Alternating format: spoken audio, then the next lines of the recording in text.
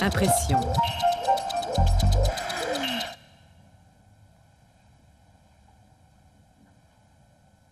Nous sommes chez Adolfo Kaminski, chimiste et photographe.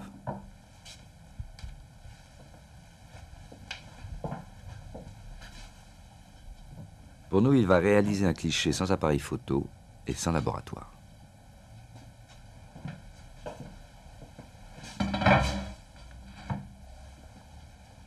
On imagine que la photographie est une affaire d'appareillage sophistiqué et d'industrie chimique lourde.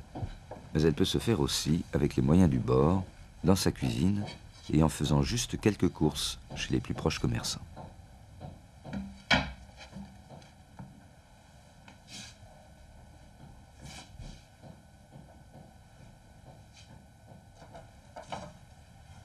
On peut rendre photosensibles toutes sortes de matières.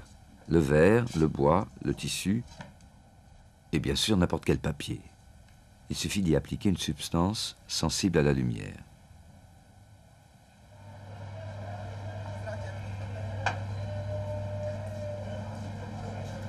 Monsieur, je voudrais 6 œufs, s'il vous plaît.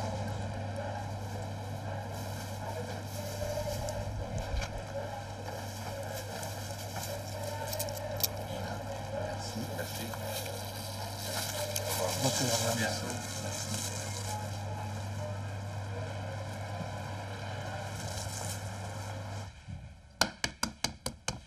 Il faut ensuite confectionner un produit sensible à la lumière. Celui-là sera fait à base d'albumine.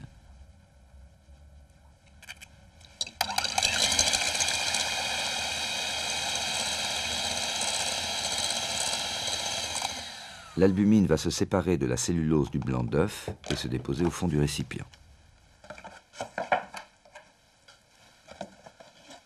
Pendant que le blanc d'œuf repose, on a tout le temps de fabriquer l'appareil de prise de vue. Une simple boîte à chaussures, noir mat à l'intérieur.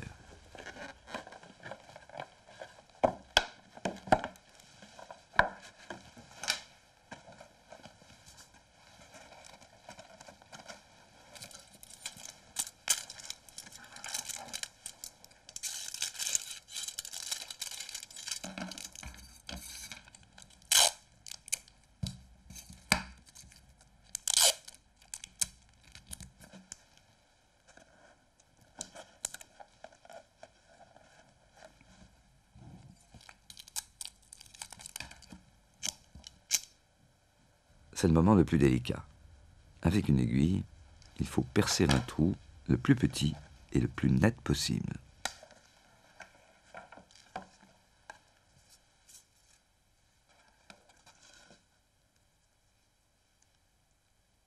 Et voici, fait avec un simple bout de Chatterton, l'obturateur.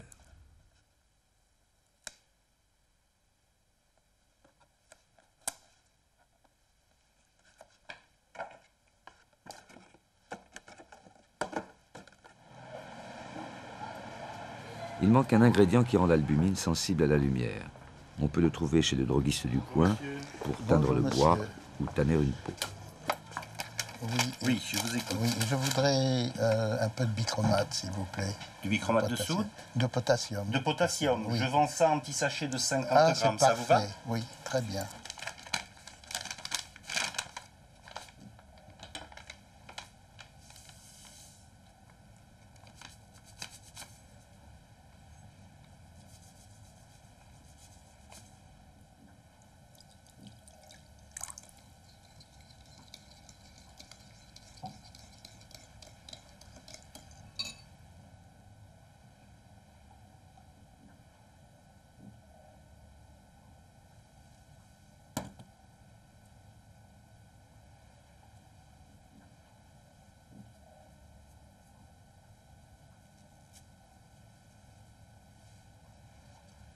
Il est préférable de confectionner une mèche. Ainsi, on évite que les gouttes, en tombant, fassent des bulles d'air qui demeureraient dans le liquide visqueux.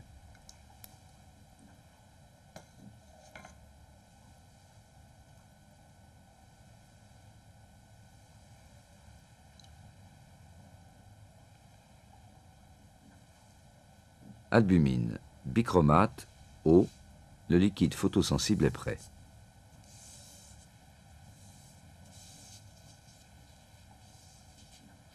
Une feuille servira pour le négatif, l'autre pour l'épreuve positive.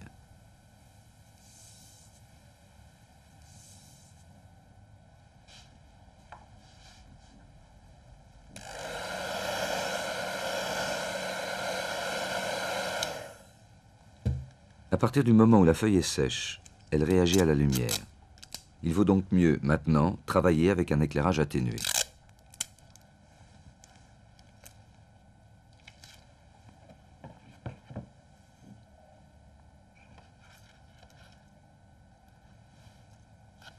Voilà.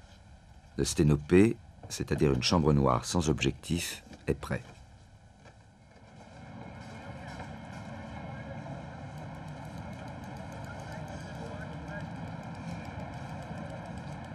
C'est le moment de réaliser la prise de vue.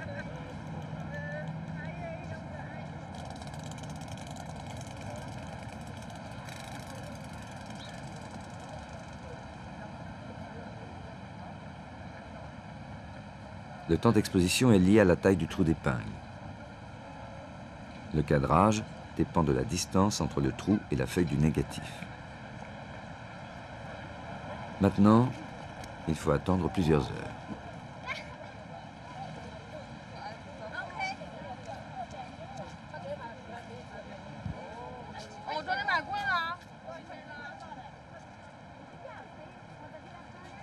Tout est une affaire d'expérience et de quelques essais bons à mettre à la poubelle.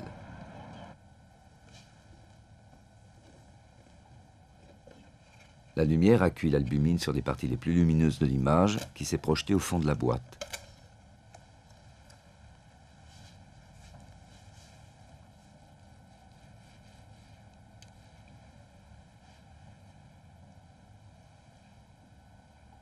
La gouache adhère sur les parties de l'albumine qui ont été cuites par la lumière du jour.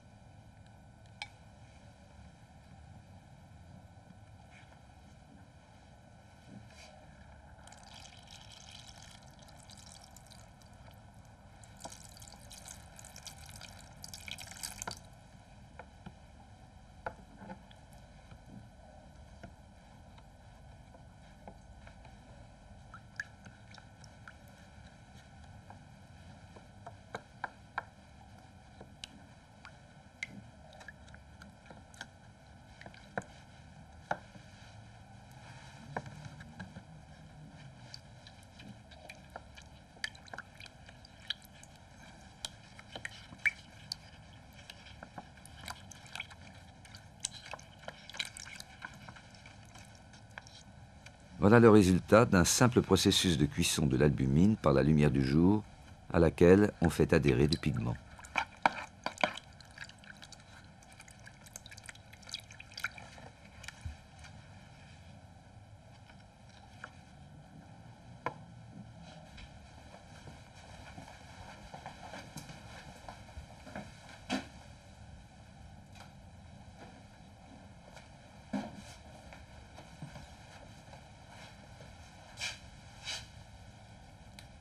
Pour avoir un positif, on prend l'autre feuille qui a été sensibilisée, on met le négatif en contact et on l'expose au soleil.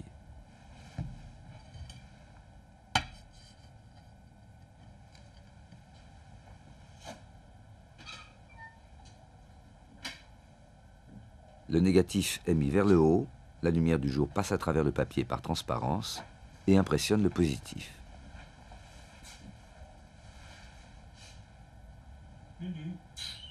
Là encore, il faut plusieurs heures, et il est rare que le premier essai soit le bon.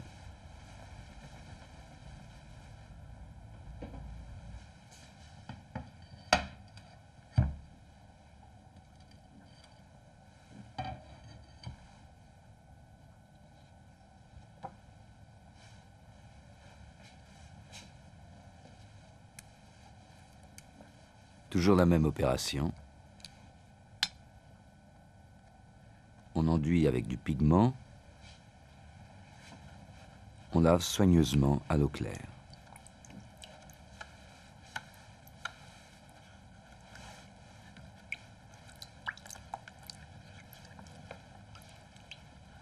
l'albumine cuite par le soleil retient le colorant, mais sur les surfaces inverses du négatif.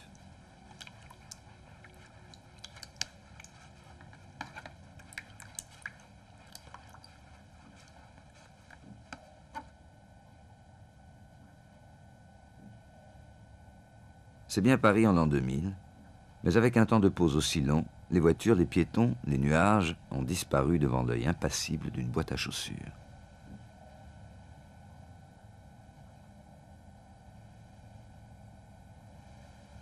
Au temps des pyramides, on aurait pu faire aussi des photos. Les ingrédients existaient. On connaissait l'histoire de la chambre claire avec l'ombre et les lumières.